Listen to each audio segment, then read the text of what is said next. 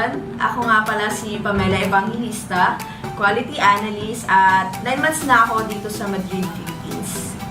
Ang intention ko talaga when I applied Madrid is to acquire experience only. Dahil sabi ko nga, BPO company siya, hindi ako mag-grow at hindi rin siya pang long term.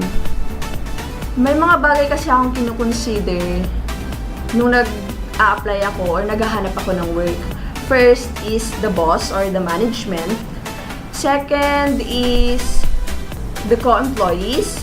Third is yung work, yung magiging work ko. And last is yung sahod, which is dati naman kasi hindi ko yung kinukonsider as the first kasi for experience lang talaga yung hanap ko.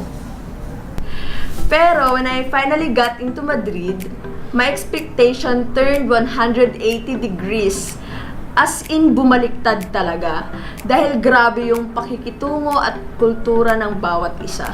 Alam mo yung parang dinala mo yung trabaho sa bahay because it feels like home. And yung management at co-employee mo na ang turing sa isa't isa ay isang pamilya. Kaya sabi ko sa sarili ko, kung ito ba naman ang magiging trabaho ko, ito na, long term na this. Ang hirap kaya makahanap ng employer na ganito.